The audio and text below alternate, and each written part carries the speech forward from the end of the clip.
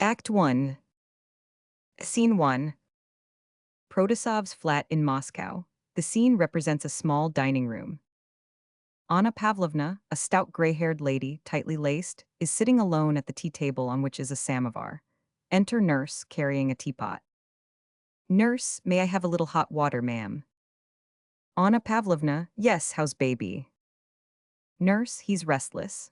There's nothing worse than for a lady to nurse her baby herself. She has her troubles, and the child must suffer. What can her milk be like when she lies awake crying all night? Anna Pavlovna, but she seems quieter now. Nurse, quiet indeed, it makes one ill to see her. She's been writing something and crying. Enter Sasha. Sasha, Lisa is looking for you. Nurse, I'm coming. Anna Pavlovna, nurse says she keeps on crying. Why can't she control herself? Sasha, well really, mother, you are amazing. A 234 woman has left her husband, her child's father, and you expect her to be calm. Anna Pavlovna, well, not calm, but what's done is done. If I, her mother, not only allowed my daughter to leave her husband, but am even glad she has done it, that shows he deserved it. One ought to rejoice, not to grieve, at the chance of freeing oneself from such a bad man. Sasha, mother, why say such things? You know it's not true, he's not bad, but on the contrary, he's a wonderful man in spite of his weaknesses. Anna Pavlovna, yes indeed, a wonderful man, as soon as he has money in his pocket, his own or other people's. Sasha, mother, he has never taken other people's. Anna Pavlovna, yes he has his wife's, where's the difference? Sasha, but he gave all his property to his wife. Anna Pavlovna, of course, when he knew that otherwise he was sure to squander it all. Sasha, squander or not, I only know that a wife must not separate from her husband, especially from such a one as Fedya. Anna Pavlovna, then, in your opinion, she ought to wait till he has squandered everything and brought his gypsy mistresses into the house. Sasha, he has no mistresses. Anna Pavlovna, that's the misfortune. He seems to have bewitched you all, but not me. No, he won't come over me. I see through him, and he knows it. Had I been in Lisa's place, I should have left him a year ago. Sasha, how lightly you say it. Anna Pavlovna, not lightly at all. It's not a light thing for me, as a mother, to see my daughter divorced. Believe me, it's not. But yet it is better than ruining a 235 young life. No, I'm thankful to God that she has at last made up her mind, and that it is all over. Sasha, perhaps it's not all over. Anna Pavlovna, oh, if he only consents to a divorce. Sasha, what good will that do? Anna Pavlovna, this good, that she is young and may again be happy. Sasha, oh mother, it's dreadful to hear you speak so. Lisa can't love another. Anna Pavlovna, why not when she's free? Many a man 1,000 times better than your Fedya might turn up who would be only too happy to marry Lisa. Sasha, mother, it's not right. I know you're thinking of Viktor Karenin. Anna Pavlovna, and why shouldn't I? He has loved her these 10 years and she loves him. Sasha, yes, but not as a husband. They have been friends from childhood. Anna Pavlovna, we know those friendships, if only the obstacles were out of the way. Enter maid. Anna Pavlovna, what is it? Maid, the mistress has sent the porter with a note for Mr. Karenin. Anna Pavlovna, what mistress? Maid, our mistress, Mrs. Protasova. Anna Pavlovna, well. Maid, Mr. Karenin has sent back word that he will come round at once. Anna Pavlovna, we were just speaking of him, only I can't think why, do you know? Sasha, perhaps I do, and perhaps I don't. Anna Pavlovna, you always have secrets. Sasha, Lisa will tell you herself when she comes. Anna Pavlovna, the 236 samovar must be made to boil again. Take it, Downyasha. Maid takes samovar and exit. Anna Pavlovna to Sasha, who has risen and is going out. It turns out just as I told you. She sent for him at once. Sasha, she may have sent for him for quite a different reason. Anna Pavlovna, what for then? Sasha, now at this moment, Karenin is the same to her as old nurse Trifonovna. Anna Pavlovna, well, you'll see. Don't I know her? She has sent for him to comfort her. Sasha, oh mother, how little you know her to be able to suppose. Anna Pavlovna, well, we'll see, and I am very, very glad. Sasha, we shall see. Anna Pavlovna alone shakes her head and mutters, it's all right, it's all right. Enter maid. Maid, Mr. Karenin has come. Anna Pavlovna, well then, show him in and tell your mistress. Maid exit by inner door. Enter Karenin, who bows to Anna Pavlovna. Karenin, your daughter wrote to me to come. I meant to come and see you tonight anyhow, so I was very pleased. Is Elizabeth Andreevna well? Anna Pavlovna, yes, she is well, but baby is a bit restless. She will be here directly. Ah yes, it is a sad time, but you know all about it, don't you? Karenin, I do. I was here, the day before 237 yesterday, when his letter came. But is it possible that everything is irrevocably settled? Anna Pavlovna, why of course, naturally, to go through it all again would be intolerable. Karenin, this is a case where the proverb applies, measure 10 times before you cut once. It is very painful to cut into the quick. Anna Pavlovna, of course it is, but then their marriage has long had a rift in it, so that the tearing asunder was easier than one would have thought. He himself sees that, after what has occurred, it is impossible for him to return. Karenin, why so? Anna Pavlovna, how can you expect it, after all his horrid goings-on, after he swore it should not happen again, and that, if it did, he would renounce all rights as a husband and set her perfectly free? Karenin, yes, but how can a woman be free when she is bound by marriage? Anna Pavlovna, by divorce. He promised her a divorce and we shall insist on it. Karenin, yes, but Elizabeth Andreevna loved him so. Anna Pavlovna, ah, but her love has suffered such trials that there can hardly be anything left of it. Drunkenness, deception, and infidelity. Can one love such a husband? Karenin, nothing is impossible to love. Anna Pavlovna, you talk of love, but how can one love such a man, a broken reed whom one can never depend on? Don't you know what it came to? Looks round at the door and continues hurriedly, all his affairs in a muddle, everything pawned, nothing to pay with. Then their uncle sends 2,000 rubles to pay the interest on their mortgaged estates, and he takes the money and disappears. His wife is left at home, with a 238 sick baby, waiting for him, and at last gets a note asking her to send him his clothes and things. Karenin, yes, yes, I know. Enter Lisa and Sasha. Anna Pavlovna, well, here is Viktor Mihailovich, obedient to your summons. Karenin, yes, but I am sorry I was delayed for a few minutes. Lisa, thank you. I have a great favor to ask of you, and I have no one to turn to but you. Karenin, anything in my power. Lisa, you know all about. Karenin, I do. Anna Pavlovna, well then I shall leave you come, we'll leave them alone. Lisa, yes, he wrote to me saying that he considers everything at an end. And I was hurt. And so, in a word, I consented to break, I answered, accepting his renunciation. Karenin, and now you repent.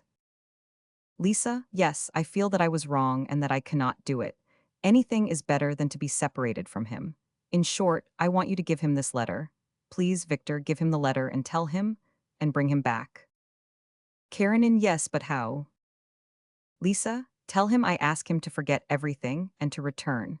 I might simply send the letter, but I know him. His first impulse, as always, will be the right one. But then someone will influence him, and he'll change his mind and not do what he really wants to. Karenin, I will do what I can. Lisa, you're surprised at my asking you. Karenin, number? Yet to tell you the truth, yes, I am surprised, Lisa, but you are not angry. Karenin, as if I could be angry with you. Lisa, I asked you because I know you care for him. Karenin, him, and you too, you know that. I am thinking not of myself but of you. Thank you for trusting me, I will do what I can. Lisa, I know. I will tell you everything. Today I went to Fremov's to find out where he was. I was told he had gone to the gypsies, which is what I feared most of all. I know he will get carried away if he is not stopped in time, and that's what has to be done. So you'll go. Karenin, of course, and at once. Lisa, go, find him, and tell him all is forgotten and I am waiting for him. Karenin, but where am I to look for him? Lisa, he is with the gypsies. I went there myself. I went as far as the porch and wished to send in the letter but changed my mind and decided to ask you. Here is the address. Well then, tell him to return. Tell him nothing has happened. All is forgotten. Do it for love of him and for the sake of our friendship. Karenin, I will do all in my power. Lisa, I can't, anything rather than, I can't. Enter Sasha. Sasha, well, have you sent? Lisa nods affirmatively. Sasha, and he agreed. Lisa, of course. Sasha, but why just him? I don't understand. Lisa, but who else?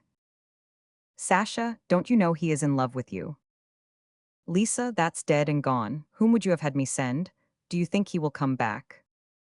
Sasha, I am sure of it because 240 enter Anna Pavlovna. Sasha is silent. Anna Pavlovna, and where is Viktor Mihailovich? Lisa, he's gone. Anna Pavlovna, gone, how's that? Lisa, I asked him to do something for me. Anna Pavlovna, do something, another secret. Lisa, it's not a secret. I simply asked him to give a letter into Fedia's own hands. Anna Pavlovna, Fedia, what to Theodore Vasilievich? Lisa, yes to Fedia. Anna Pavlovna, I thought all relations between you were over. Lisa, I can't part from him. Anna Pavlovna, what? Are you going to begin all over again? Lisa, I wanted to and tried, but I can't. Anything you like, only I can't part from him. Anna Pavlovna, then do you want to have him back again? Lisa, yes. Anna Pavlovna, to let that skunk into the house again. Lisa, mother, I beg you not to speak so of my husband. Anna Pavlovna, he was your husband. Lisa, no, he is my husband still. Anna Pavlovna, a spendthrift, a drunkard, a rake, and you can't part from him. Lisa, why do you torment me? You seem to want to do it. It's hard enough for me without that. Anna Pavlovna, I torment you. Well then I'll go, I can't stand by and see it.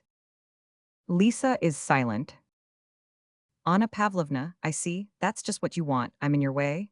I can't live so, I can't make you out at all. It's all so newfangled. First you make up 241 your mind to separate, then you suddenly send for a man who is in love with you. Lisa, nothing of the kind. Anna Pavlovna, Karenin proposed to you, and you send him to fetch your husband. Why? To arouse jealousy. Lisa, mother, what you're saying is terrible. Leave me alone. Anna Pavlovna, very well, turn your mother out of the house and let in your rake of a husband. Yes, I will not remain here. Goodbye then, I leave you to your fate, you can do as you please. Lisa, that's the last straw. Sasha, never mind. It will be all right, we'll soon pacify mother. Anna Pavlovna Doniasha, my trunk. Sasha, mother, listen, follows her out with a significant glance to Lisa. Curtain. Scene 2. A room in the gypsy's house. The choir is singing Canavla. Fedia in his shirt sleeves is lying prone on the sofa. Efremov sits astride a chair in front of the leader of the choir. An officer sits at a table, on which are bottles of champagne and glasses. A musician is taking notes. Efremov, Fedia, are you asleep? Fedia, don't talk, now let's have not at eve. 242 Gypsy leader. That won't do, Theodore Vasilievich. Let Masha sing a solo now. Fedia, all right, and then, not at eve. Officer, sing Fateful Hour. Gypsy, all agreed. Efremov, go on. Officer, have you taken it down? Musician, quite impossible, it's different every time, and the scale is somehow different. Look here. Beckons to a gypsy woman who is looking on, is this right? Gypsy, that's it, that's splendid. Fedia, he'll never get it, and if he does take it down and shoves it into an opera, he'll only spoil it. Now Masha, start off, let's have Fateful Hour, take your guitar. Rises, sits down opposite her and gazes into her eyes. Masha sings. Fedia, that's good too, Masha, you're a brick. Now then, not at eve. Efremov, no wait, first my burial song. Officer, why burial? Efremov, because when I'm dead, dead and laid in my coffin, the gypsies will come, I shall leave instructions with my wife, and they will begin to sing I walked a mile. And then I'll jump out of my coffin. Do you understand? You just write this down. Well, rattle along. Gypsies sing. Efremov, what do you think of that? Now then, my brave lads. Gypsies sing.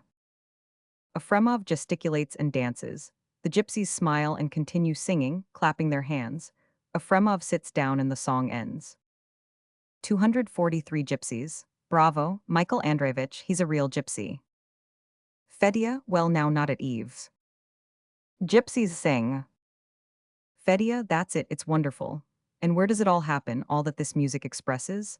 Ah, it's fine. And how is it man can reach such ecstasy and cannot keep it?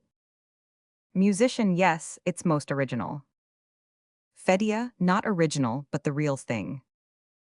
Efremov, well, have a rest now.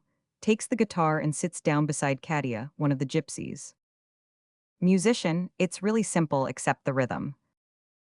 Fedya waves his hand, goes to Masha, and sits down on sofa beside her. Oh, Masha, Masha, how you do turn me inside out. Masha, and how about what I asked you for? Fedya, what money? Take some out of his trouser pocket here, take it. Masha laughs, takes it, and hides it in her bosom. Fedya, who can make it out? She opens heaven for me, and then asks for money to buy scents with. Why, you don't in the least understand what you're doing. Masha, not understand indeed. I understand that when I am in love, I try to please my man and sing all the better. Fedya, do you love me? Masha, looks like it. Fedya, wonderful. Exeunt most of the gypsies. Some couples remain, Fedya with Masha, Efremov with Katya, and the officer with Gasha. The musician writes. A gypsy man strums a valse tune on the guitar. 244 Fedya. But I'm married, and your choir won't allow it. Masha, the choir is one thing, one's heart's another. I love those I love and hate those I hate. Fedya, ah, this is good, isn't it? Masha, of course it's good, we've jolly visitors and are all merry. Enter Gypsy Man. Gypsy, a gentleman is asking for you. Fedya, what gentleman? Gypsy, I don't know, well-dressed, wears a sable overcoat. Fedya, a swell, well ask him in. Efremov, who has come to see you here? Fedya, the devil knows, who can want me? Enter Karenin, looks round. Fedya, ah Victor, I never expected you. Take off your coat. What wind has blown you here? Come, sit down and listen to Not at Eve. Karenin, G Vaudrais vous parler sans témoins. Fedya, what about? Karenin, G viens de chez vous. Votre femme aimachard de cette lettre et puis. Fedya takes letter, reads, frowns, then smiles affectionately. I say, Karenin, of course you know what is in this letter. Karenin, I know, and I want to say. Fedya, wait a bit. Please don't imagine that I am drunk and my words irresponsible. I mean that I am irresponsible. I am drunk, but in this matter I see quite clearly. Well, what were you commissioned to say? Karenin, I was commissioned to find you and to tell you that she is waiting for you. She asks you to forget everything and come back. Fedya listens in silence, gazing into Karenin's eyes still. I don't understand why you. Karenin, Elizabeth Andreevna sent for me and asked me. Fedya, so. Karenin, but I ask you, not so much in your wife's name as for myself. Come home. Fedya, you are a better man than I, what nonsense. It is easy enough to be better than I. I am a scoundrel and you are a good, yes, a good man. And that is the very reason why I won't alter my decision. No, not on that account either, but simply because I can't and won't. How could I return? Karenin, let us go to my rooms now, and I'll tell her that you will return tomorrow. Fedya, and tomorrow, what? I shall still be I and she. Goes to the table and drinks its best to have the tooth out at one go. Didn't I say that if I broke my word she was to throw me over? Well, I have broken it, and that's the end of it. Karenin, for you, but not for her. Fedya, it is extraordinary that you should take pains to prevent our marriage being broken up. Karenin is about to speak, but Masha comes up. Fedya just hear her sing The Flax, Masha. The gypsies re-enter. Masha, an ovation, eh? Fedya an ovation, Victor my lord son of Michael. Gypsies sing a song of greeting and laudation. Karenin listens in confusion, then asks how much shall I give them. 246 Fedya, well, give them 25 rubles. Karenin gives the money. Fedya splendid, and now the flax. Gypsies sing. Fedya Karenin's bunked, well, devil take him. Gypsy group breaks up. Fedya, do you know who that was? Masha, I heard his name. Fedya, he's an excellent fellow. He came to take me home to my wife. She loves a fool like me, and see what I am doing here. Masha, well, and it's wrong, you ought to go back to her. You ought to pity her. Fedya, you think I ought to? Well, I think I ought not. Masha, of course, if you don't love her you need not, only love counts. Fedya, and how do you know that? Masha, seems I do. Fedya, well, kiss me then. Now let's have the flax once more and then finish up. Gypsies sing. Fedya, ah, how good it is, if only one hadn't to wake up, if one could die so. Curtain. Act 2. Scene 1. 2 weeks have passed since Act I. Anna Pavlovna and Karenin are discovered sitting in Lisa's dining room. Enter Sasha. Karenin, well, what news? Sasha, the doctor says there is no danger at present, as long as he does not catch cold. Anna Pavlovna, yes, but Lisa is quite worn out. Sasha, he says it's false croup and a very mild attack. What's that? Anna Pavlovna, grapes, Victor brought them. Karenin, won't you have some? Sasha, yes, she likes grapes. She has become terribly nervous. Karenin, naturally, after not sleeping for 2 nights and not eating. Sasha, and how about you? Karenin, that's quite another matter. Enter Doctor and Lisa. Doctor, yes, that's it. Change it every half hour if he's awake, but if he's asleep, don't disturb him. You need not paint the throat. The room must be kept at its present temperature. Lisa, but if he again begins to choke? Doctor, he probably won't, but if he should, use the spray. And give him the powders, one in the morning and the other at night. I will give you the prescription now. 248 Anna Pavlovna. Have a cup of tea, doctor. Doctor, no thanks, my patients are expecting me. Sits down to the table. Sasha brings him paper and ink. Lisa, so you're sure it is not croup? Doctor, perfectly certain. Karenin, and now have some tea, or, better still, go and lie down. Just see what you look like. Lisa, oh, now I am alive again. Thank you, you are a true friend, presses his hand. Sasha moves away angrily. I am so grateful to you, dear friend. At such times one recog. Karenin, what have I done? There's really no cause at all to thank me. Lisa, and who stopped up all night? Who fetched the very best doctor? Karenin, I am already fully rewarded by the fact that Misha is out of danger, and above all by your kindness. Lisa presses his hand again and laughs, showing him some money in her hand. That's for the doctor, but I never know how to give it. Karenin, neither do I. Anna Pavlovna, don't know what. Lisa, how to give money to a doctor. He has saved more than my life and I give him money. It seems so unpleasant. Anna Pavlovna, let me give it, I know how, it's quite simple. Doctor rises and hands the prescription to Lisa. These powders are to be well mixed in a tablespoonful of boiled water. Karenin sits at the table drinking tea. Sasha and Anna Pavlovna come forward. Sasha, I can't bear the way they go on. It's just as if she were in love with Anna Pavlovna. Well, can it be wondered at? Sasha, it's disgusting. Doctor takes leave of everybody and exit. Anna Pavlovna goes with him. Lisa, he's so sweet now. As soon as even he was a little better, he at once began to smile and crow. I must go to him, but I don't like leaving you. Karenin, you had better have a cup of tea and eat something. Lisa, I don't want anything now. I am so happy after all that anxiety. Karenin, there, you see how worn out you are. Lisa, I'm so happy. Would you like to have a look at him? Karenin, of course. Lisa, then come with me. Anna Pavlovna, what are you looking so glum about? I gave him the money quite well, and he took it. Sasha, it's disgusting. She has taken him with her to the nursery. It's just as if he were her fiancé or her husband. Anna Pavlovna, whatever does it matter to you? Why need you get excited about it? Did you mean to marry him yourself? Sasha, I marry that pikestaff? I'd rather marry I don't know whom than him. Such a thing never entered my head. I am only disgusted that, after Fedya, Lisa can be so attracted by a stranger. Anna Pavlovna, not a stranger but an old playfellow. Sasha, don't I see by their smiles and looks that they are in love? Anna Pavlovna, well, what is there to be surprised at in that? He shares her anxiety about her baby, shows sympathy and helps her, and she feels grateful. Besides, why should she not love and marry Victor? 250 Sasha, that would be disgusting, disgusting. Enter Karenin and Lisa. Karenin silently takes leave. Sasha goes of angrily. Lisa, what's the matter with her?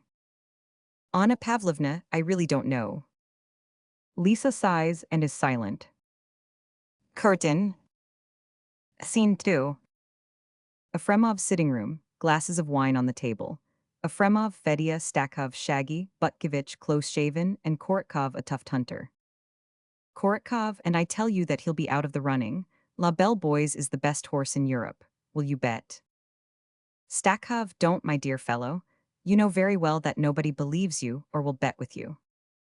Korotkov, I tell you your cartouche won't be in it. Efremov, stop quarreling, let me settle it. Ask Fedya, he'll give you the right tip. Fedya, both horses are good, all depends on the jockey.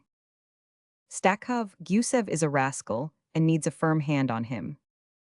Korotkov, no. Fedya, wait a bit, I'll settle your differences. Who won the Moscow Derby?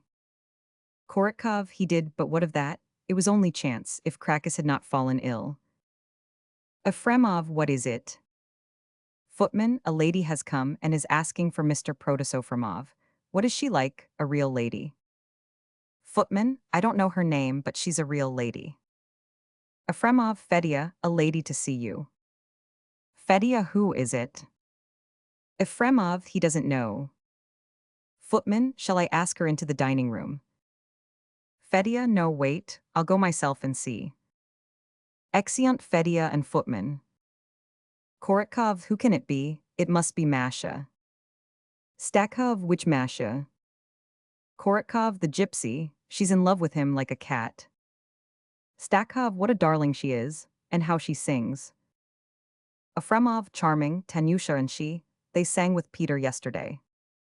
Stakhov, what a lucky fellow that is. Efremov, why? Because the girls are all sweet on him, not much luck in that. Korotkov, I can't bear gypsies, nothing refined about them. Butkevich, no, you can't say that. Korotkov, I'd give the whole lot for one French woman. Efremov, yes, we know you and your aesthetics. I'll go and see who it is. Stakhov, if it's Masha, bring her in here, we'll make her sing. No, the gypsies aren't what they used to be. Tanyusha now, by gad. Butkevich, and I believe they're just the same. Stakhov, just the same, when instead of their own pieces they sing empty drawing-room songs. Butkevich, some drawing-room songs are very good.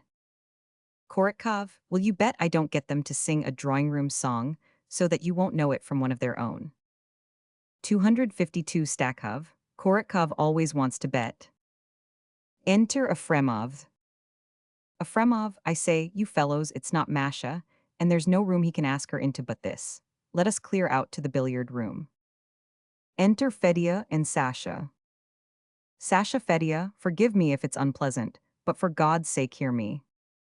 Fedya walks up and down the room. Sasha sits down and follows him with her eyes. Sasha, Fedya, come home. Fedya, just listen to me, Sasha. I quite understand you, Sasha dear, and in your place I should do the same. I should try to find some way to bring back the old state of affairs. But if you were me, if, strange as it sounds, you, dear sensitive girl, were in my place, you would certainly have done as I did and have gone away and ceased to spoil someone else's life. Sasha, spoil, how? As if Lisa could live without you. Fedya, oh Sasha dear, dear heart, she can, and she will yet be happy, far happier than with me. Sasha, never.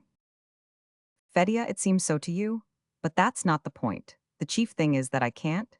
You know, one folds a piece of thick paper this way and that 100 times and still it holds together, but fold it once more and it comes in half. So it was with Lisa and me. It hurts me too much to look into her eyes, and she feels the same, believe me. Sasha, no, no. Fedya, you say no, but you yourself know that it is yes. Sasha, I can only judge by myself. If I were in her place and you answered as you are doing, it would be dreadful. 253 Fedya, yes for you. Sasha, must things really remain so? Fedya, I suppose. Sasha, Fedya, come back. Fedya, thank you, Sasha dear. You will always remain a precious memory to me. But goodbye, dear heart, let me kiss you. Sasha, no, I don't say goodbye, and I don't believe and won't believe. Fedya. Fedya, well then, listen. But give me your word that what I tell you, you won't repeat to anybody. Do you promise? Sasha, of course. Fedya, well then, listen, Sasha. It's true that I am her husband and the father of her child, but I am superfluous. Wait, wait, don't reply. You think I'm jealous? Not at all. In the first place, I have no right. Secondly, I have no cause. Viktor Karenin is her old friend and mine too. He loves her and she him. Sasha, no. Fedya, she does, as an honest, moral woman can, who does not allow herself to love anyone but her husband.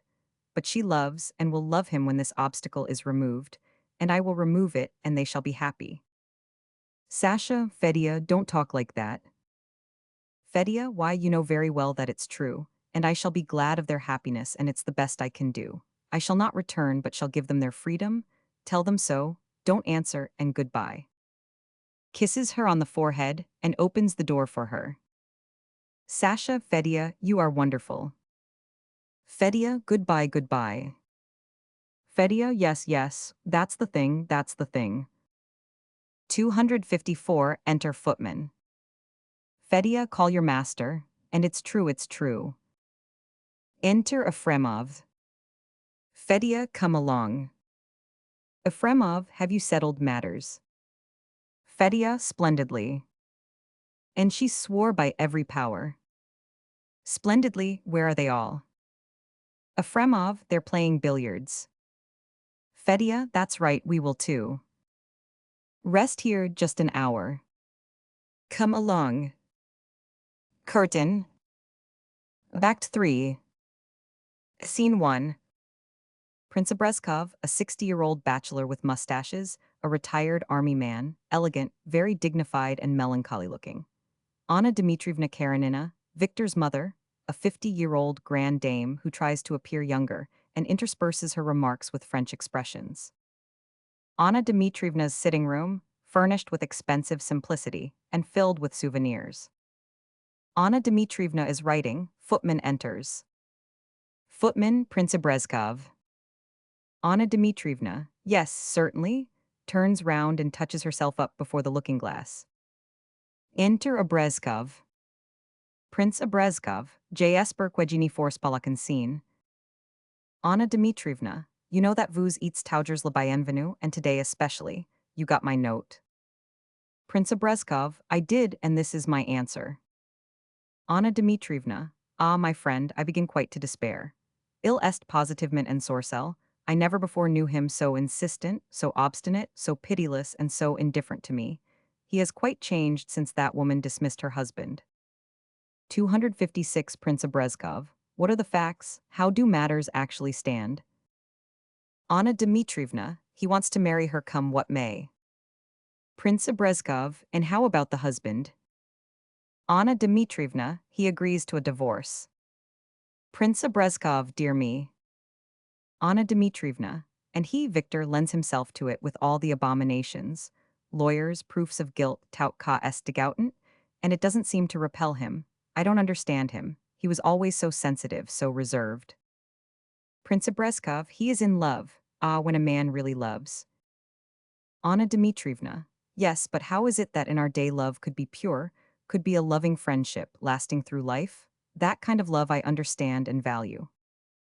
Prince Abrezkov, nowadays the young generation no longer contents itself with those ideal relations. La possession de l'aime ni leur suffit plus. It can't be helped. What can one do with him? Anna Dmitrievna, you must not say that of him, but it's as if he were under a spell, it's just as if he were someone else.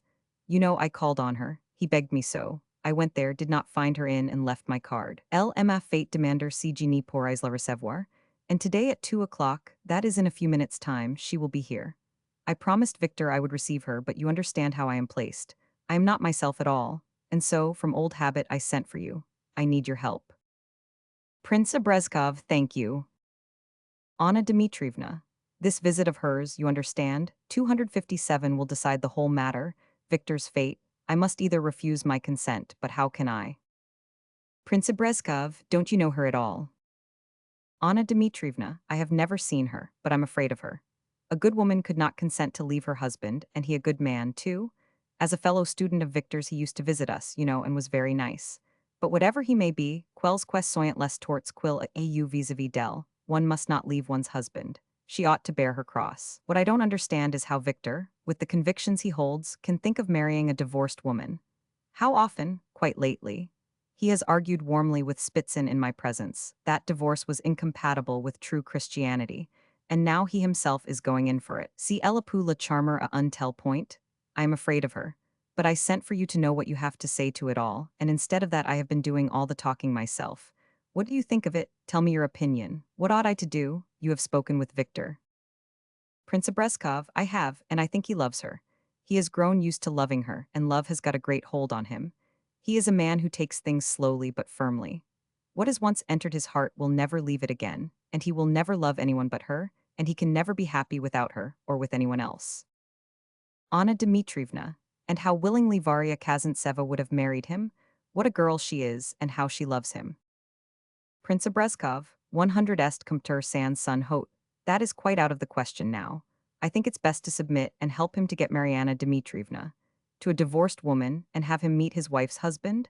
I can't think how you can speak of it so calmly.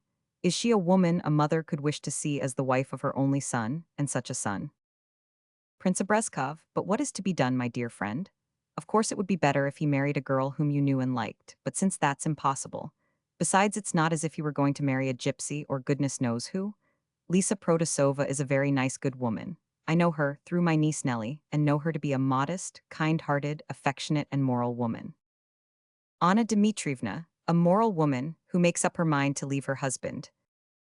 Prince Abrezkov, this is not like you, you're unkind and harsh. Her husband is the kind of man of whom one says that they are their own worst enemies, but he is an even greater enemy to his wife.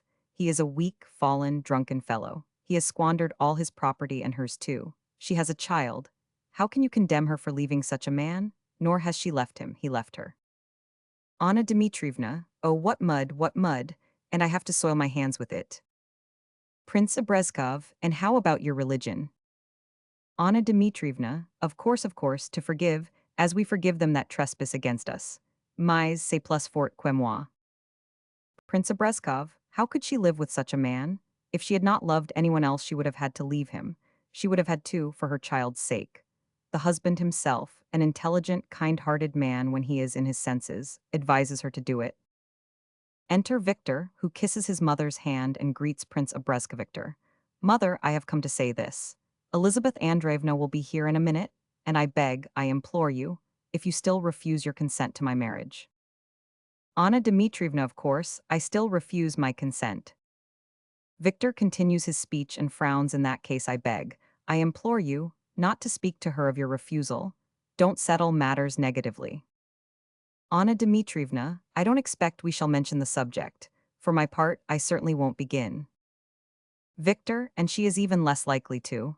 I only want you to make her acquaintance. Anna Dmitrievna, the one thing I can't understand is how you reconcile your desire to marry Mrs. Protasova, who has a husband living, with your religious conviction that divorce is contrary to Christianity. Victor, mother, this is cruel of you. Are we really so immaculate that we must always be perfectly consistent when life is so complex? Mother, why are you so cruel to me? Anna Dmitrievna, I love you, I desire your happiness. Victor, Prince Abrezkov, of course you desire his happiness. But it is not easy for you and me, with our gray hairs, to understand the young, and it is particularly difficult for a mother grown, accustomed to her own idea of how her son is to be happy. Women are all like that. Anna Dmitrievna, yes, yes indeed, you are all against me. You may do it, of course, vous êtes major, but you will kill me. Victor, you are not yourself. This is worse than cruelty. Prince Abrezkov, be quiet, Victor.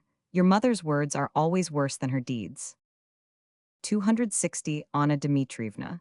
I shall tell her how I think and feel, but I will do it without offending her. Prince Abrezkov, of that I am sure. Enter footman. Prince Abrezkov, here she is. Victor, I'll go. Footman, Elizabeth Andreevna Protasova. Victor, I am going, please, mother. Prince Abrezkov also rises. Anna Dmitrievna, ask her in. No, you must please stay here. Prince Abrezkov, I thought you'd find a tete-a-tete easier. Anna Dmitrievna, no, I'm afraid. If I want to be left tete-a-tete with her, I will nod to you. Sela Dependra, to be left alone with her may make it difficult for me, but I'll do like that if. Prince Abrezkov, I shall understand. I feel sure you will like her, only be just. Anna Dmitrievna, how you are all against me. Enter Lisa, in visiting dress and hat. Anna Dmitrievna, I was sorry not to find you in, and it is kind of you to call. Lisa, I never dreamed that you'd be so good as to call. I am so grateful to you for wishing to see me. Anna Dmitrievna, pointing to Prince Abrezkov, you are acquainted. Prince Abrezkov, yes, certainly. I have had the pleasure of being introduced. They shake hands and sit down. My niece Nelly has often mentioned you to me. Lisa, yes, she and I were great friends, glancing timidly at Anna Dmitrievna, and we are still friendly. I never expected that you would wish to see me. Anna Dmitrievna, I knew your husband well. He was 261 friendly with Victor and used to come to our house before he left for Tambov. I think it was there you married. Lisa, yes, it was there we married. Anna Dmitrievna, but after his return to Moscow, he never visited us. Lisa, yes, he hardly went out anywhere. Anna Dmitrievna, and he never introduced you to me. Awkward silence. Prince Abrezkov, the last time I met you was at the theatricals at the Denisovs. They went off very well, and you were acting. Lisa, no, yes, of course, I did act. Anna Dmitrievna, forgive me if what I am going to say displeases you, but I can't and don't know how to dissemble. I have come because Viktor Mihailovich said, because you wish to see me, but it is best to speak out. It is very hard for me, but you are kind. Prince Abrezkov, I'd better go. Anna Dmitrievna, yes, do. Prince Abrezkov takes leave of both women and exit. Anna Dmitrievna, listen, Lisa. I'm very sorry for you and I like you, but I love Victor. He is the one being I love in the world. I know his soul as I know my own. It is a proud soul. He was proud as a boy of 7, not proud of his name or wealth, but proud of his character and innocence, which he has guarded. He is as pure as a maiden. Lisa, I know. Anna Dmitrievna, he has never loved any woman. You are the first. I do not say I am not jealous. I am jealous. But we mothers, your son is still a baby, and it is too soon for you. We are prepared for that. I was 262 prepared to give him up to his wife and not to be jealous, but to a wife as pure as himself. Lisa, have I. Anna Dmitrievna, forgive me. I know it was not your fault, but you are unfortunate, and I know him. Now he is ready to bear and will bear anything, and he would never mention it, but he would suffer. His wounded pride would suffer, and he would not be happy. Lisa, I have thought of that. Anna Dmitrievna, Lisa, my dear, you are a wise and good woman. If you love him, you must desire his happiness more than your own. And if that is so, you will not wish to bind him and give him cause to repent, though he would never say a word. Lisa, I know he wouldn't. I have thought about it and have asked myself that question. I have thought of it and have spoken of it to him. But what can I do when he says he does not wish to live without me? I said to him, let us be friends, but do not spoil your life. Do not bind your pure life to my unfortunate one. But he does not wish for that. Anna Dmitrievna, no, not at present. Lisa, persuade him to leave me and I will agree. I love him for his own happiness and not for mine. Only help me, do not hate me. Let us lovingly work together for his happiness. Anna Dmitrievna, yes, yes, I have grown fond of you. And yet it is dreadful. If only he had loved you before you married. Lisa, he says he did love me then, but did not wish to prevent a friend's happiness. Anna Dmitrievna, ah, how hard it all is. Still, we will love one another and God will help us to find what we want. Victor, mother, dear, I have heard everything. 263 I expected this. You are fond of her and all will be well. Lisa, I am sorry you heard. I should not have said it if. Anna Dmitrievna, still, nothing is settled. All I can say is that if it were not for all these unfortunate circumstances, I should have been glad. Victor, only please don't change. Curtain. Scene 2.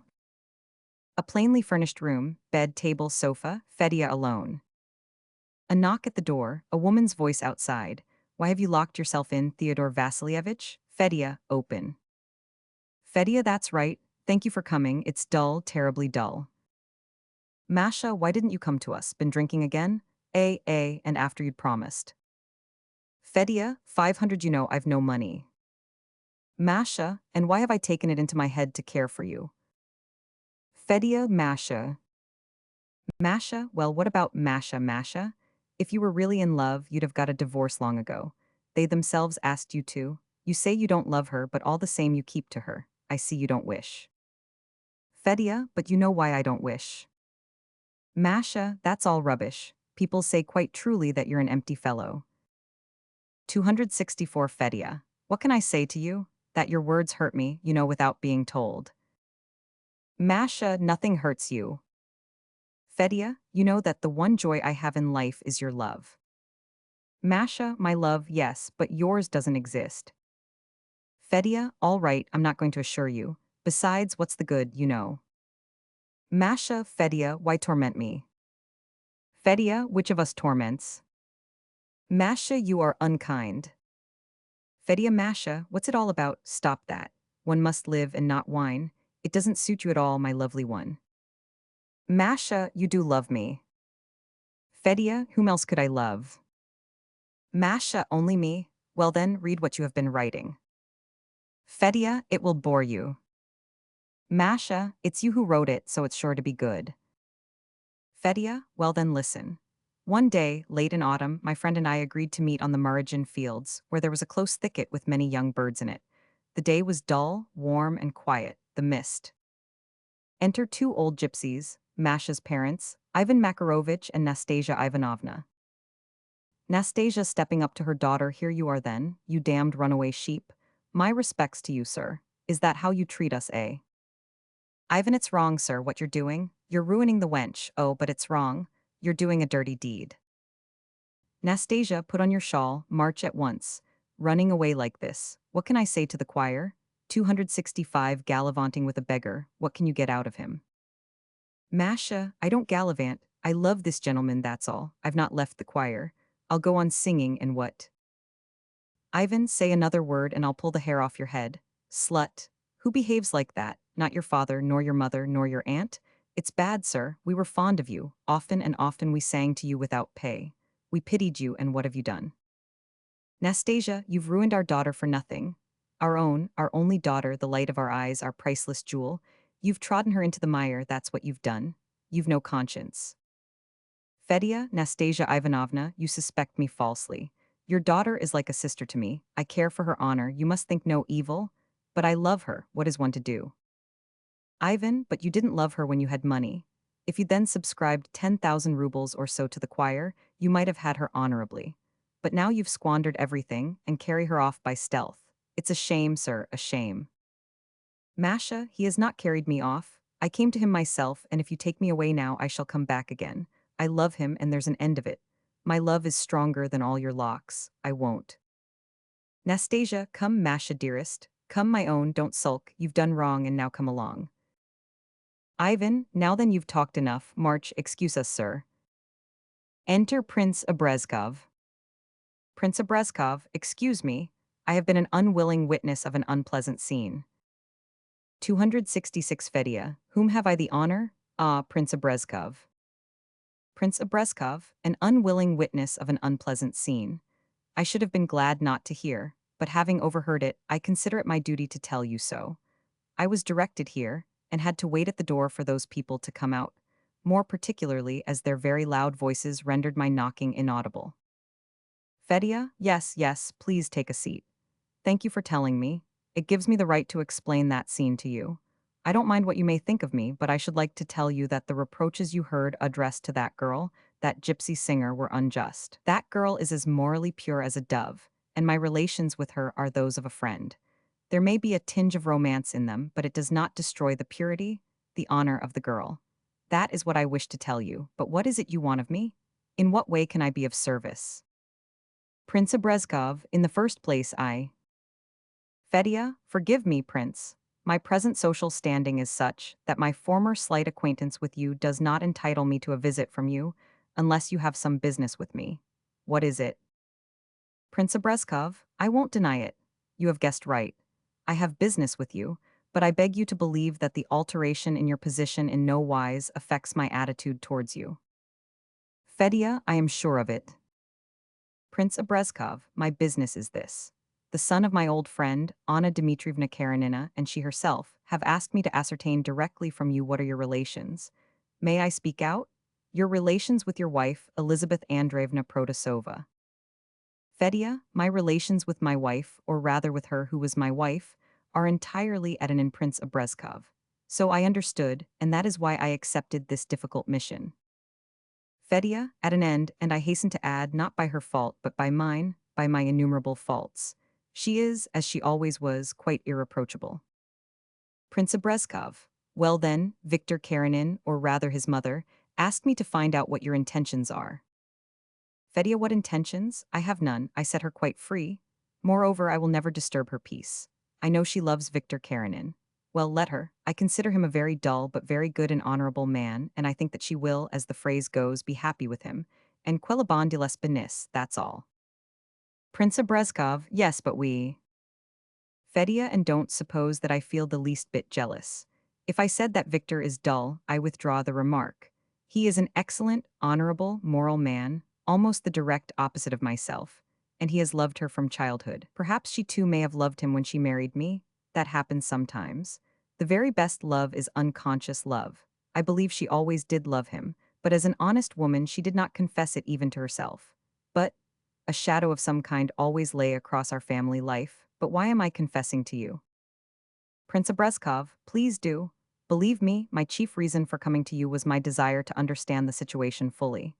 I understand you. I understand that the shadow, as you so well express it, may have been. Fedya, yes, it was. And that perhaps is why I could not find satisfaction in the family life she provided for me, but was always seeking something and being carried away.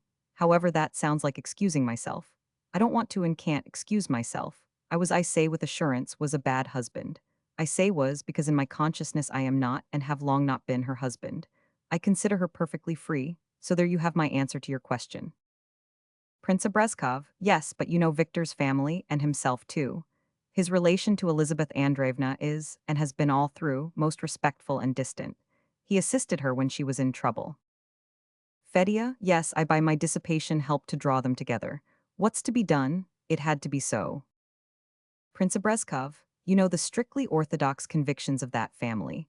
Having myself a broader outlook on things, I do not share them, but I respect and understand them. I understand that for him, and especially for his mother, union with a woman without a church marriage is unthinkable. Fedya, yes, I know his stew, his strictness, his conservatism in these matters. But what do they want? A divorce? I told them long ago that I am quite willing, but the business of taking the blame on myself and all the lies connected with it are very trying. Prince Obrezkov, I quite understand you and sympathize, but how can it be avoided? I think it might be arranged that way, but you are right. It is dreadful, and I quite understand you. Fedya, pressing the prince's hand, thank you, dear prince. I always knew you were a kind and honorable man. Tell me what to do. How am I to act? Put yourself in my place. I am not trying to improve. I am a good for nothing, but there are things I cannot do quietly. I cannot quietly tell lies. 269 Prince Obrezkov. I don't understand you. You, a capable, intelligent man, so sensitive to what is good. How can you let yourself be so carried away, so forget what you expect of yourself? How have you ruined your life and come to this? Fedya, forcing back tears of emotion, I have led this disorderly life for 10 years, and this is the first time a man like you has pitied me. I have been pitied by my boon companions, by rakes, and by women, but a reasonable, good man like you? Thank you. How did I come to my ruin? first through drink. It is not that drink tastes nice, but do what I will, I always feel I am not doing the right thing and I feel ashamed. I talk to you now and feel ashamed. As for being a Merchel Delano Bless or a bank director, I should feel ashamed, so ashamed. It is only when I drink that I do not feel this shame. And music, not operas or Beethoven, but gypsies? That is life, energy flows into one's veins. And then those dear black eyes and those smiles. And the more delicious it is, the more ashamed one feels afterwards. Prince Brezhkov, how about work? Fedya, I have tried it, but it's no good. I am always dissatisfied with it, but what's the use of talking about myself? I thank you. Prince Brezhkov, then what am I to say? Fedya, tell them I will do what they wish. They want to get married, and that there should be no obstacle to their marriage.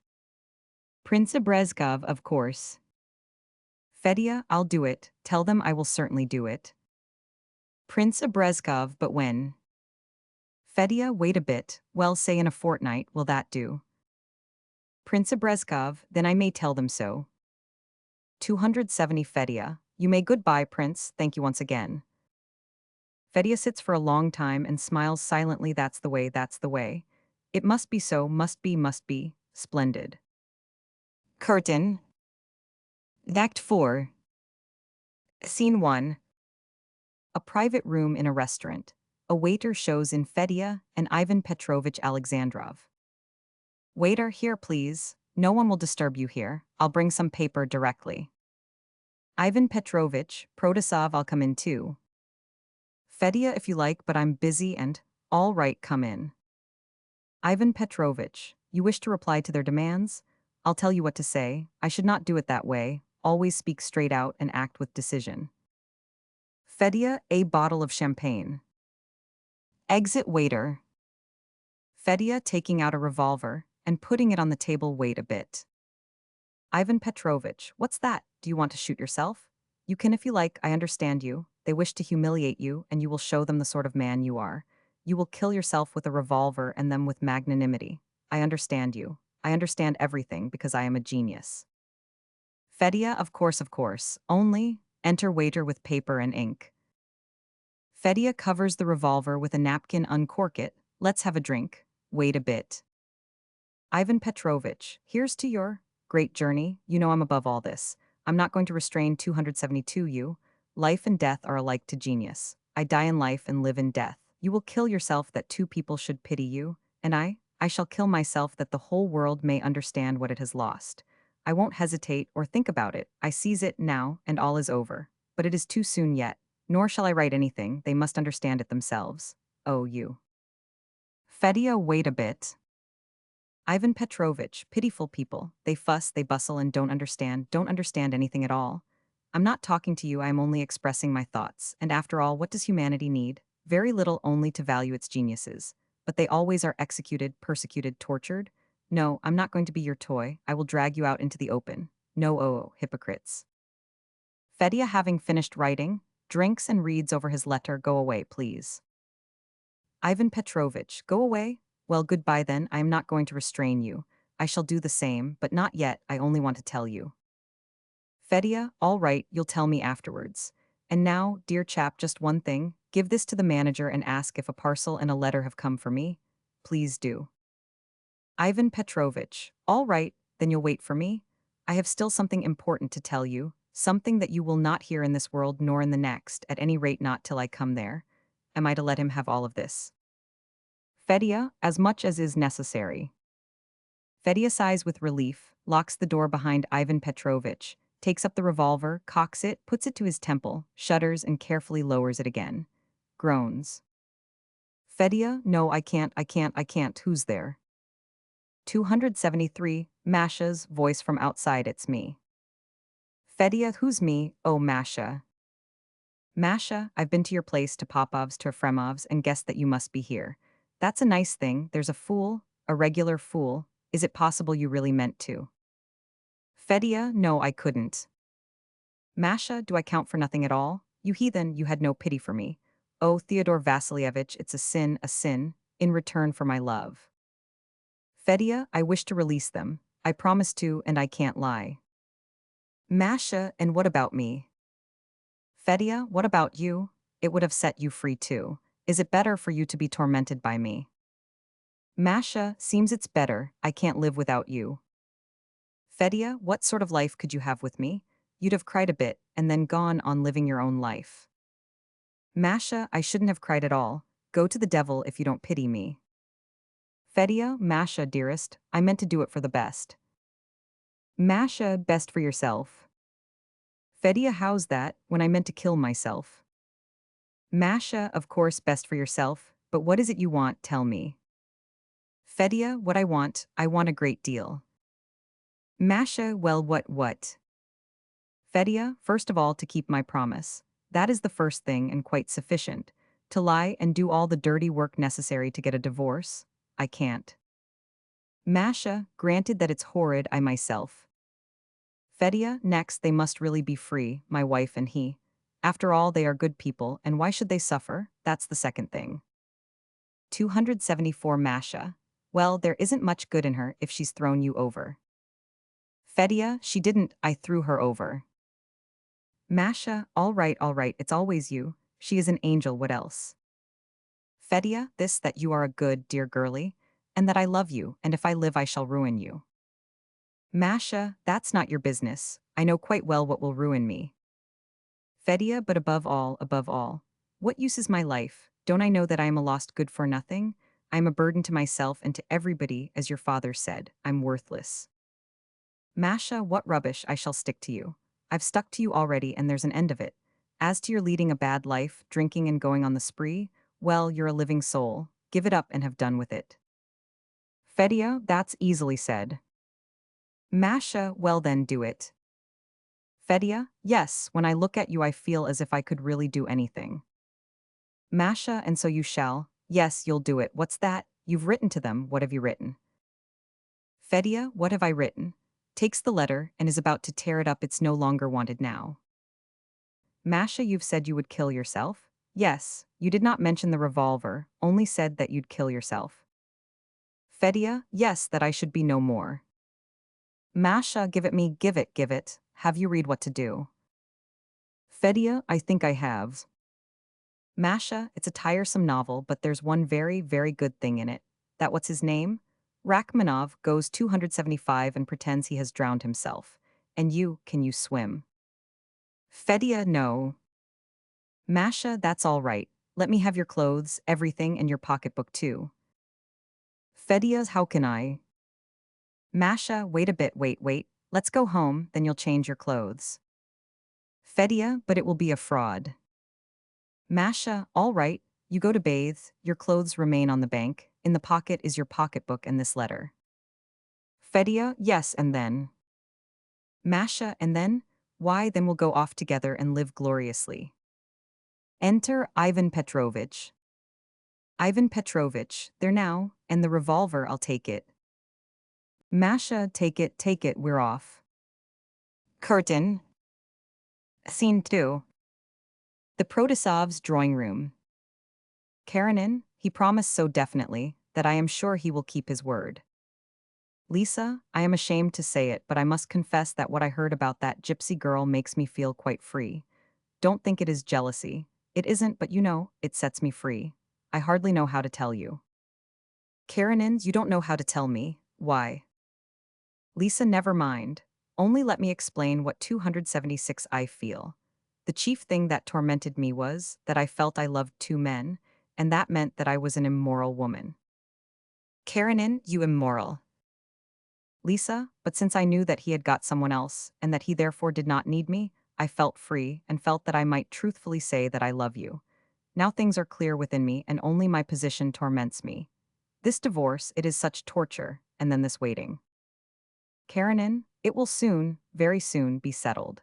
Besides his promise, I sent my secretary to him with the petition ready for signature, and told him not to leave till it is signed. If I did not know him so well, I should think he was purposely behaving as he does. Lisa, no, it is the result both of his weakness and his honesty. He doesn't want to say what is not true, only you were wrong to send him money. Karenin, I had to. The want of it might be the cause of the delay. Lisa, no, there is something bad about money. Karenin, well, anyhow, he need not have been so punctilious. Lisa, how selfish we are becoming. Karenin, yes, I confess it. It's your own fault. After all that waiting, that hopelessness, I am now so happy. And happiness makes one selfish. It's your fault. Lisa, do you think it's you only? I feel full of happiness, bathed in bliss. I have everything. Misha has recovered, your mother likes me, and you, and above all, I love. Karenin, yes, and no repenting, no turning back. Lisa, since that day, everything has changed in me. Karenin, and will not change again.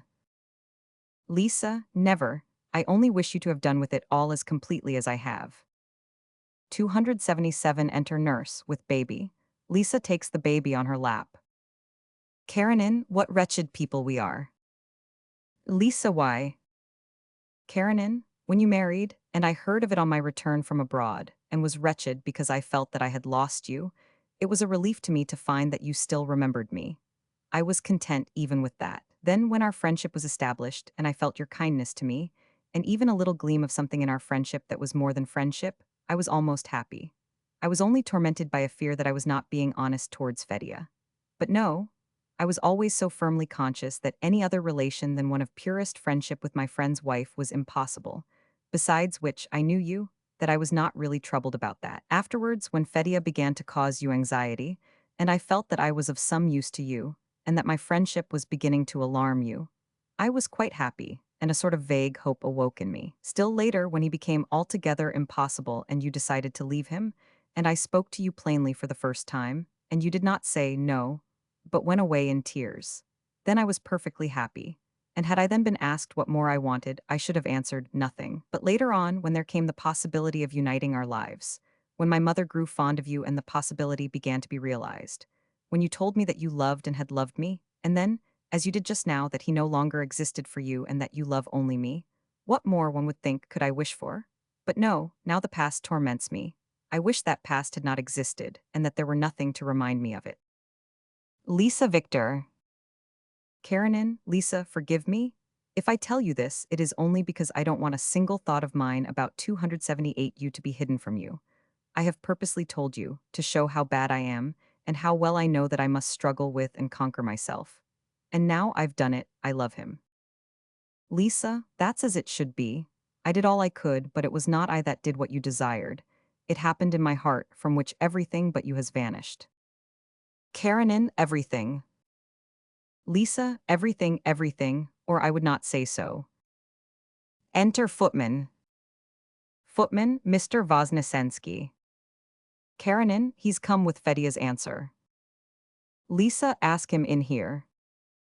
Karenin, rising and going to the door, well, here is the answer. Lisa gives baby to nurse. Exit nurse, is it possible, Victor, that everything will now be decided? Enter Voznesensky. Karenin, well. Voznesensky, he has gone. Karenin, gone, and without signing the petition. Voznesensky, the petition is not signed, but a letter was left for you, and Elizabeth Andreevna takes letter out of his pocket and gives it to Karenin. I went to his lodgings, and was told he was at the restaurant. I went there, and Mr. Protasov told me to return in an hour and I should then have his answer. I went back, and then... Karenin, is it possible that this means another delay? More excuses. No, that would be downright wicked, how he has fallen. Lisa, but do read the letter. Voznesensky, you do not require me any longer. Karenin, well no, goodbye, thank you. Pauses in astonishment as he reads. Exit Voznesensky. 279 Lisa, what is it? Karenin, this is awful. Lisa, read. Karenin, Lisa and Victor, I address myself to you both. I won't lie and call you dear or anything else. I cannot master the feeling of bitterness and reproach. I reproach myself, but all the same it is painful when I think of you and of your love and happiness. I know everything. I know that though I was the husband, I have, by a series of accidents, been in your way. 100 est moi qui suis l'intérêt. But all the same, I cannot restrain a feeling of bitterness and coldness towards you. I love you both in theory, especially Lisa Lysette, but actually I am more than cold towards you. I know I am wrong, but cannot change. Lisa, how can he? Karenin, but to business. This very feeling of discord within me forces me to fulfill your desire not in the way you wish.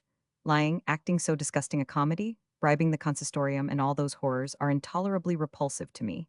Vile as I may be, I am vile in a different way and cannot take part in those abominations. Simply cannot. The solution at which I have arrived is the simplest. To be happy, you must marry. I am in the way, consequently I must destroy myself. Lisa Victor. Karenin, must destroy myself, and I will do it. When you get this letter, I shall be no more. P.S. What a pity you sent me money to pay for the divorce proceedings. It is unpleasant and unlike you. But it can't be helped. I have so often made mistakes. Why shouldn't you make one? I return the money. My 280 way of escape is shorter, cheaper, and surer. All I ask is, don't be angry with me and think kindly of me. And one thing more, there is a clockmaker, Evgeniev, here. Can't you help him and set him on his feet? He's a good man, though weak. Goodbye. Fedya. Lisa, he has taken his life, yes. Karenin rings and runs out to the hall. Call Mr. Voznesensky back. Lisa, I knew it, Fedya, dear Fedya. Karenin, Lisa. Lisa, it's not true that I didn't love him and don't love him. I love only him, I love him, and I've killed him, leave me. Enter Voznesensky. Karenin, where is Mr. Protasov? What did they tell you? Voznesensky, they told me he went out this morning, left this letter, and had not returned. Karenin, we shall have to find out about it, Lisa. I must leave you. Lisa, forgive me, but I too can't lie. Go now, go and find out. Curtain. Act 5. Scene 1. A dirty room in a low-class restaurant. A table at which people sit drinking tea and vodka. In the foreground, a small table at which sits Fedya, tattered and much come down in the world. With him is Petishkov, a gentle, mild man with long hair of clerical appearance. Both are slightly drunk. Petishkov, I understand. That is true love. Yes, go on. Fedya, well, if a woman of our class showed such feeling and sacrificed everything for the man she loved. But she was a gypsy, brought up to money hunting, and yet she had this self-sacrificing love. Gave everything and wanted nothing herself. The contrast was so wonderful. Petishkov, yes, in art we call it value.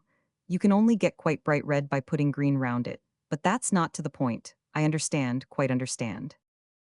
Fedya, yes, and I believe the one good action of my life is that I never took advantage of her love. And do you know why? Petishkov, pity. Fedya, oh no, I never felt pity for her. What I felt for her was always rapturous admiration, and when she sang, how she sang and perhaps still sings, I always regarded her as far above me. I did not ruin her simply because I loved her truly. And now she's a good, happy memory. 282 Petishkov. Yes, I understand, it's ideal. Fedya, I'll tell you something. I have had my passions, and once I was in love with a lady, very handsome, and I loved her nastily, like a dog. She gave me a rendezvous, and I did not go because I thought it was treating the husband shabbily. And it is strange that, even now, when I remember it, I want to feel pleased and to approve of myself for having acted honorably, but I always repent as if I had committed a sin. But in the case of Masha, on the contrary, I am always pleased that I did not pollute that feeling of mine. I may fall lower still, sell all I have on me, be covered with lice and sores, but this jewel? No, not jewel, but ray of sunshine, is still with me and in me. Petishkov, I understand, and where is she now? Fedya, I don't know, and I'd rather not know. All that belonged to a different life, and I don't want to mix it up with this. A woman is heard screaming at a table behind. The manager and a policeman come in and take her out. Fedya and Petishkov listen and look on in silence, when all is quiet again. Petishkov, yes, your life is astonishing. Fedya, no, it's most simple. In the society in which I was born, there are only 3 careers open to a man, only 3. The first is to enter the civil or military service, to earn money and increase the abominations amid which we live. That was repulsive to me. Perhaps I had not the capacity for it, but above all it repelled me. Then the second is to destroy those abominations. To do that you must be a hero, and I am not a hero. And the third is to forget it all by going on the spree, drinking and singing. That is what 283 I did. And this is what my singing has brought me to. Petishkov, and what about family life? I should be happy if I had a wife. My wife ruined me. Fedya, family life? Yes, my wife was an ideal woman. She is still living. But how shall I tell you? There was no yeast in it, the yeast that makes the beer froth. Well, there was nothing of that in our life. It was flat, and I wanted something to help me to forget, and one can't forget when there's no sparkle in life. Then I began to do all sorts of nasty things. And we love people for the good we do them and dislike them for the harm we do them, and I did her much harm. She seemed to love me. Peteshkov, why do you say seemed? Fedya, I say it because there was never anything about her that made her creep into my soul as Masha did. But that's not what I meant to say. When she was pregnant or nursing her baby, I used to vanish and come home drunk, and of course just because of that I loved her less and less. Yes, yes, I have it. The reason I love Masha is that I did her good and not harm. That's why I love her. The other one I tormented and therefore I don't like her. No, after all, I simply don't like her. Was I jealous? Yes, but that too is past. Enter Artemiev, with a cockade on his cap, dyed mustaches, and old renovated clothes. Artemiev, wish you a good appetite. I see you've made acquaintance with our painter, our artist. Fedya, yes, we are acquainted. Artemiev, and have you finished the portrait? Peteshkov, no, I lost the order. Artemiev, I'm not in your way. Fedya and Peteshkov do not answer. 284 Peteshkov. Theodore Vasilievich was telling me about his life. Artemiev, secrets? Then I won't disturb you. Go on, I'm sure I don't want you. Swine, goes to next table and calls for beer. He listens all the time to Fedya's conversation with Peteshkov and leans towards them without their noticing it. Fedya, I don't like that gentleman. Peteshkov, he was offended. Fedya, well, let him be, I can't stand him. He is such a fellow, my words won't come when he is there. Now with you I feel at ease and comfortable. Well, what was I saying?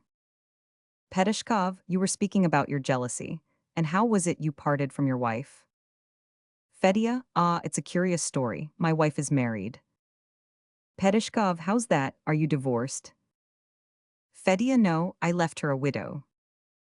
Peteshkov, what do you mean? Fedya, I mean that she's a widow, I don't exist. Peteshkov, don't exist. Fedya, no, I'm a corpse. Yes. Artemiev leans over, listening well, you see? I can tell you about it, and besides, it happened long ago, and you don't know my real name. It was this way. When I had tired out my wife and had squandered everything I could lay my hands on and had become unbearable, a protector turned up for her. Don't imagine that there was anything dirty or bad about it. No, he was my friend and a very good fellow, only in everything my exact opposite. And as there is far more evil than good in me, it follows that he was a very good man, honorable, firm, self-restrained, and, in a word, virtuous.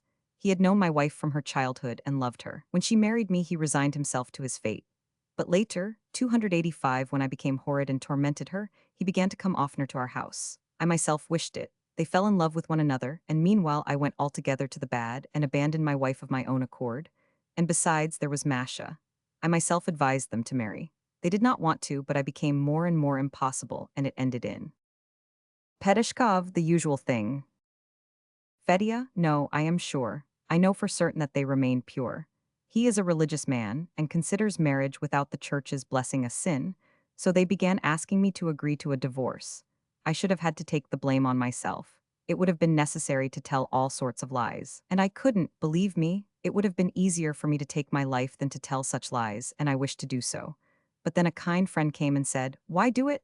and arranged it all for me. I wrote a farewell letter, and next day my clothes, pocketbook, and letters were found on the river bank. I can't swim. Peteshkov, yes, but how about the body? They did not find that. Fedya, they did, fancy? A week later somebody's body was found. My wife was called to identify the decomposing body. She just glanced at it. Is it he? It is.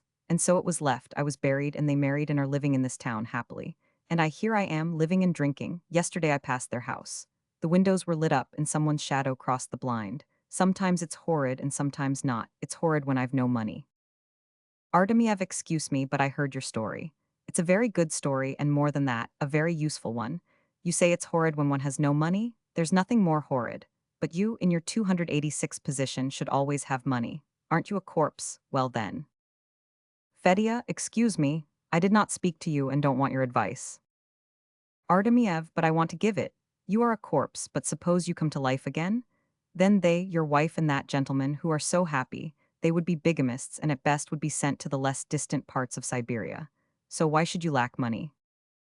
Fedya, I beg you to leave me alone. Artemiev, simply write a letter. I'll write it for you if you like, only give me their address and you'll be grateful to me. Fedya, be off, I tell you, I have told you nothing. Artemiev, yes you have, here's my witness. The waiter heard you say you were a corpse. Waiter, I know nothing about it. Fedya, you scoundrel. Artemiev, am I a scoundrel? Police, I'll give him in charge. Fedya rises to go, but Artemiev holds him. Enter policeman. Curtain. Scene 2.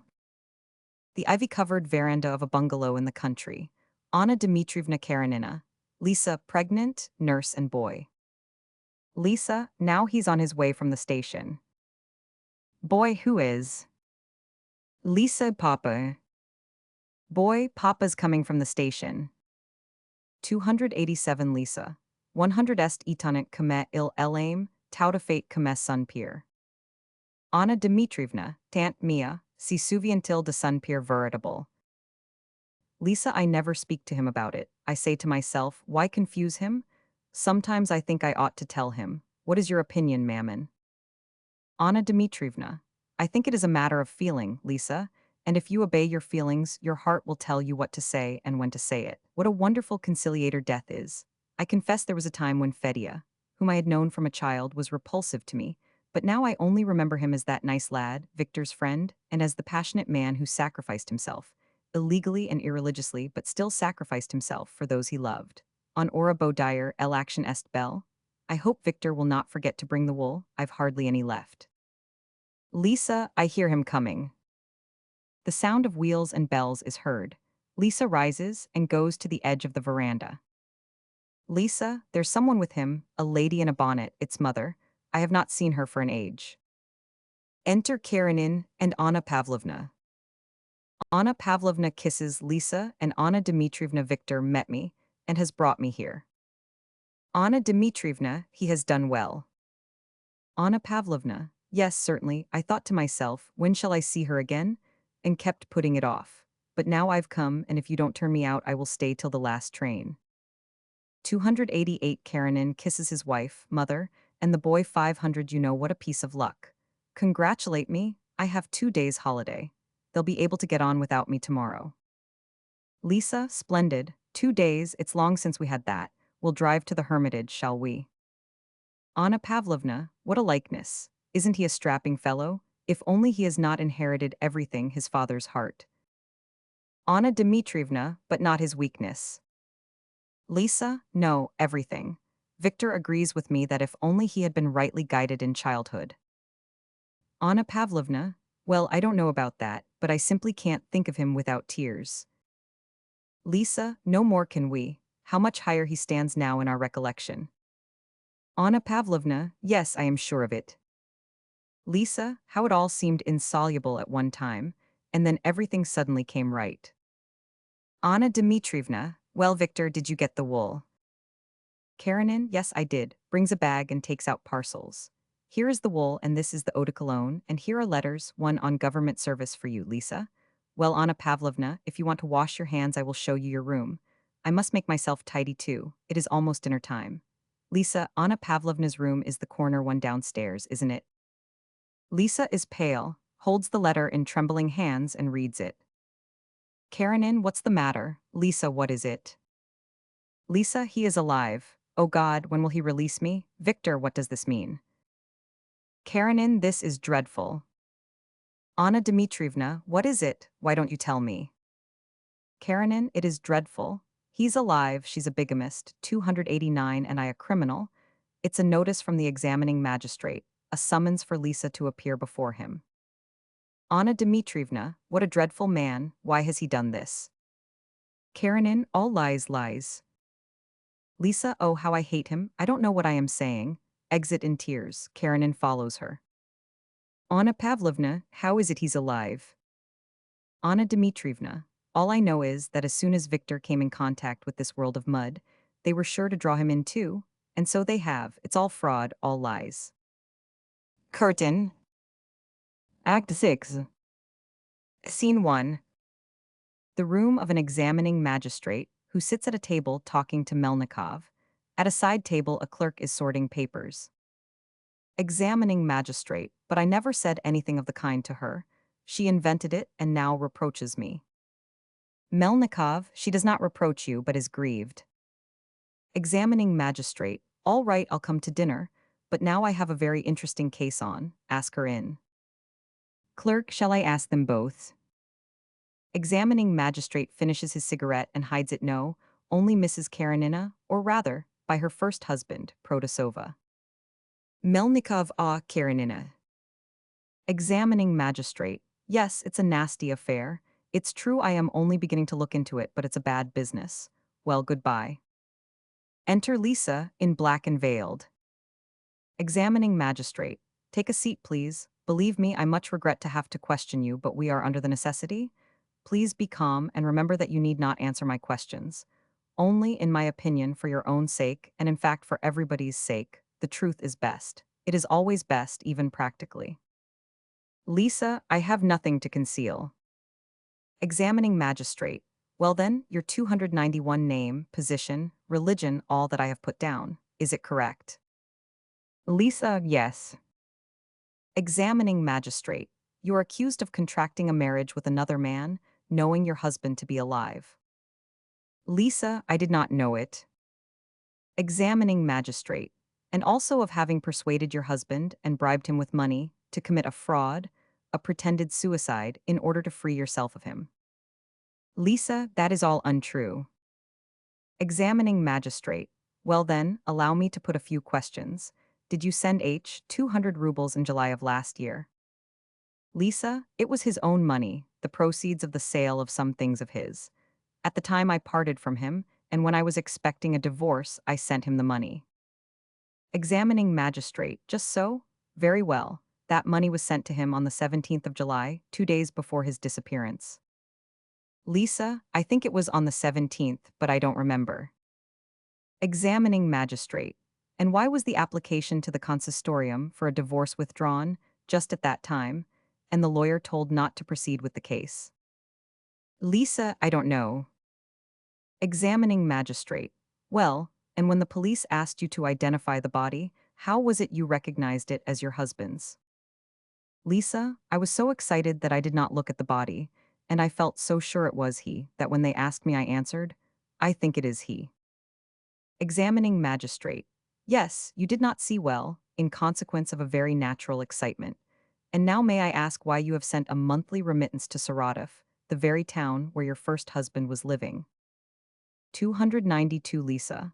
My husband sent that money, and I cannot say what it was for, as that is not my secret. But it was not sent to Theodore Vasilievich, for we were firmly convinced of his death. That I can say for certain.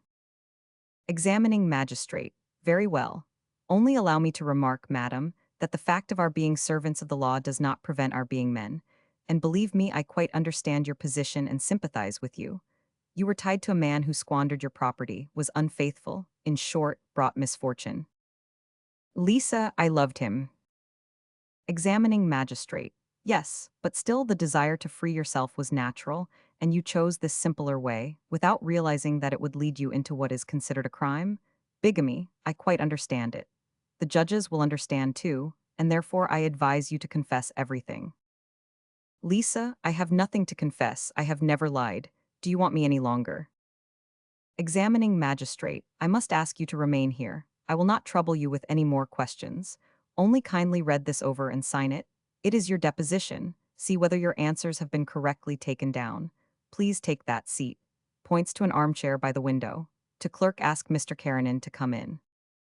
Enter Karenin, stern and solemn. Examining magistrate, please take a seat. Karenins, thank you. What did you want of me?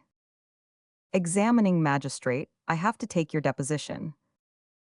Karenin, in what capacity? 293 Examining magistrate, I, in the capacity of examining magistrate, am obliged to question you in the capacity of an accused person.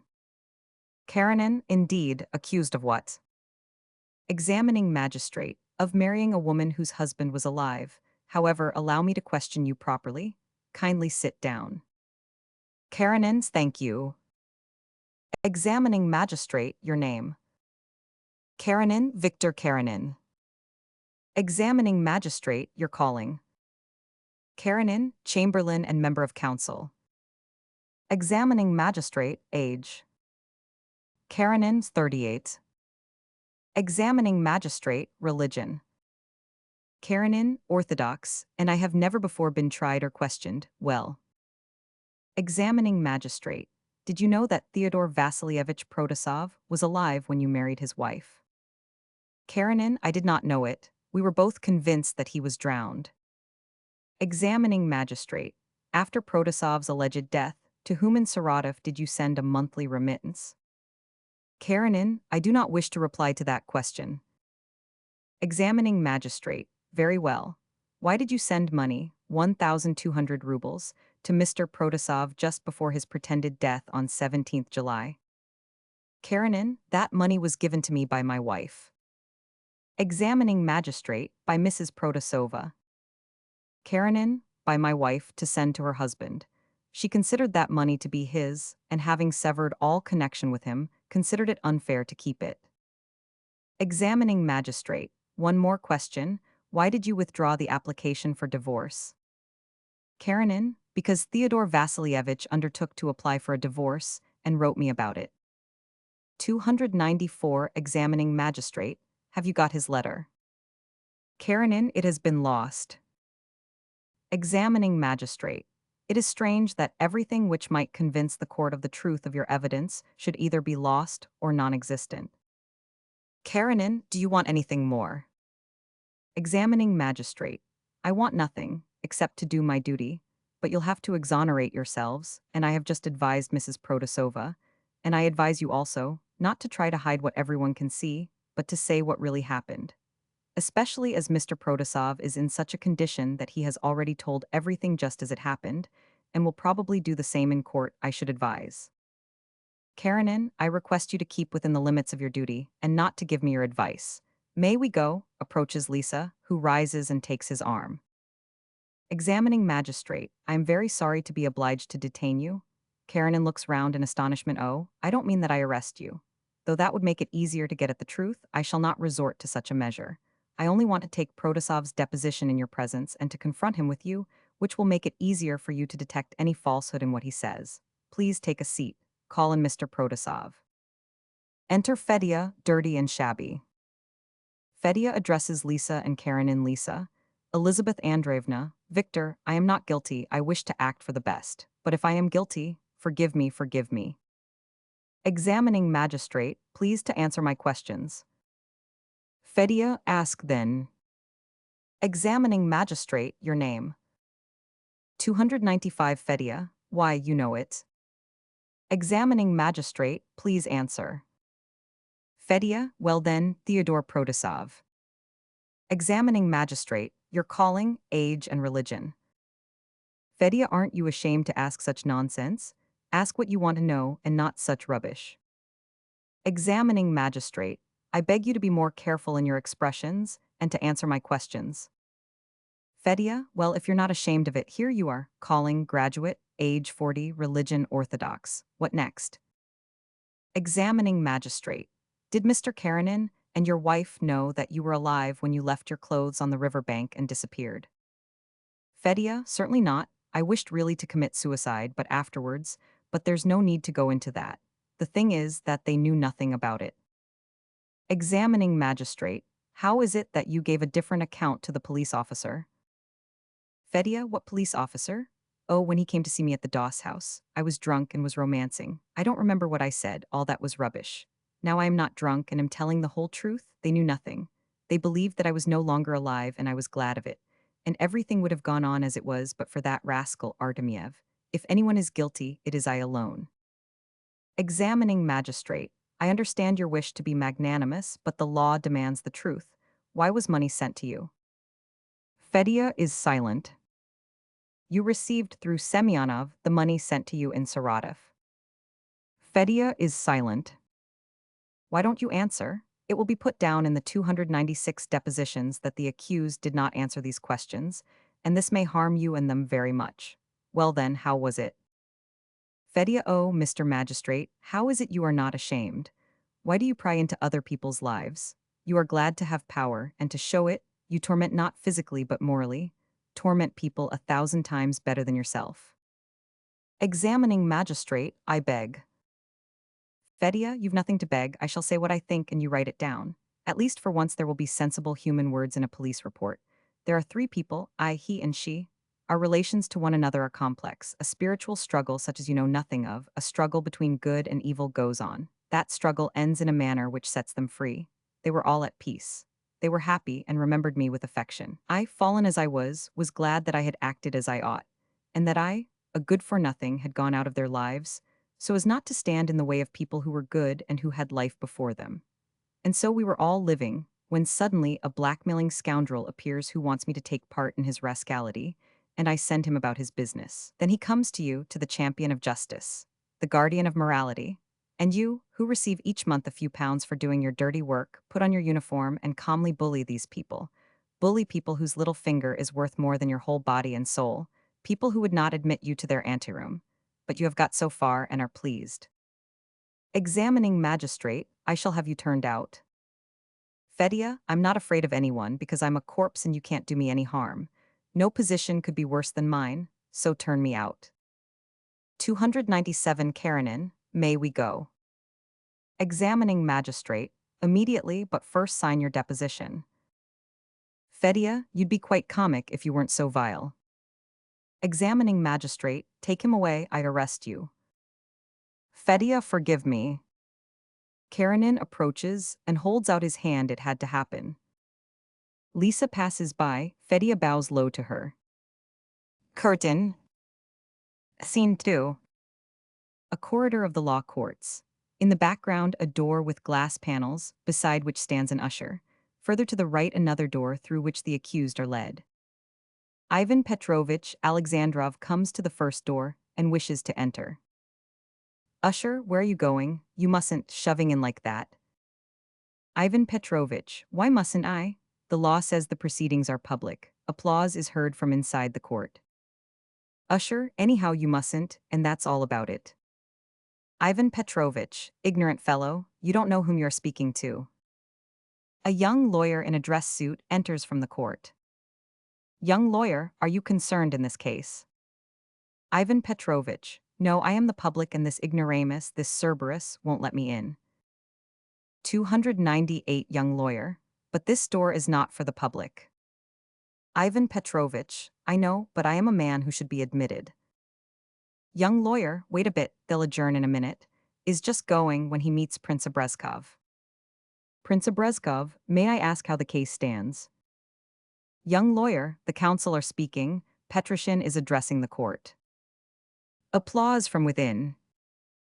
Prince Abrezkov, and how do the defendants bear their position? Young lawyer, with great dignity, especially Karenin and Elizabeth Andreevna. It is as if not they were being indicted, but they were indicting society. That's what is felt, and on that Petroshin is working. Prince Abrezkov, well in Protasov. Young lawyer, he is terribly excited. He trembles all over, but that is natural, considering the life he leads. He is particularly irritable, and interrupted the public prosecutor and counsel several times. Prince Abrezkov, what do you think the result will be? Young lawyer, it is hard to say. In any case, they won't be found guilty of premeditation, but still. A gentleman comes out, and Prince Abrezkov moves towards the door you wish to go in. Prince Abrezkov, I should like to. Young lawyer, you are Prince Abrezkov. Prince Abrezkov, I am. Young lawyer, let this gentleman pass. There is an empty chair just to the left. Usher lets Prince Abrezkov pass. As the door opens, counsel is seen speaking.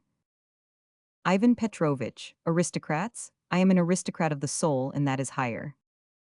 Young lawyer, well, excuse me. Peteshkov enters hurriedly and approaches Ivan Petrovich. 299 Peteshkov. How are you, Ivan Petrovich? How are things going? Ivan Petrovich, counsel are still speaking, but this fellow won't let me in. Usher, don't make a noise here. This is not a public house. Applause, the doors open. Lawyers and the public, men and women, come out. A lady, splendid, he really moved me to tears. Officer, it's better than any novel, only I don't understand how she could love him so. Dreadful object. The other door opens, the accused come out, first Lisa, then Karenin, they pass along the corridor. Fedya follows alone. Lady, hush, here he is, look how excited he seems. Lady and officer pass on. Fedya, have you brought it? Ivan Petrovich, here it is. Fedya hides it in his pocket and wishes to pass out but sees Petishkov stupid, vile, dreary, senseless. Enter Counsel Petrushin, stout, red and animated. He approaches Fedya. Petrushin, well, friend, our affairs are going well, only don't you go and spoil things for me in your last speech. Fedya, I won't speak. What is the use? I shan't do it. Petrushin, yes, you must speak. But don't be excited. The whole matter is now in a nutshell. Only tell them what you told me, that if you are being tried, it is only for not having committed suicide. That is, for not doing what is considered a crime both by civil and ecclesiastical law. 300 Fedya, I shan't say anything. Petrushin, why not? Fedya, I don't want to and shan't. Tell me only at the worst, what will it be? Petrushin, I have already told you. At worst, exiled to Siberia. Fedya, who will be exiled? Petrushin, you and your wife. Fedya, and at best. Petrushin, church penance, and of course annulment of the second marriage. Fedya, then they will again tie me to her, or rather her to me. Petrushin, yes, that must be so. But don't excite yourself, and please say what I told you, and above all, don't say anything superfluous. However, noticing that a circle of listeners has formed round them, I am tired, and will go and sit down, and you'd better take a rest. The chief thing is not to lose courage. Fedya, no other sentence is possible. Petrushin, no other. Enter attendant. Attendant, pass on, no loitering in the corridor. Fedya directly takes out revolver and shoots himself in the heart. Falls, all rush on him, all right, I think it is done. Lisa. The audience, judges, accused, and witnesses rush out from all the doors. In front of all is Lisa. Behind her Masha, Karenin, Ivan Petrovich, and Prince Abrezkov. Lisa, Fedya, what have you done? Why? Fedya, forgive me that I could not free you any other way. It's not for you. It's best for me. I have long been ready. Lisa, you will live. 301, a doctor, bends over Fedya and listens. Fedya, I need no doctor to tell me. Goodbye, Victor. Ah, Masha, it's too late this time. How good, how good. Curtain. End of The Live Corpse.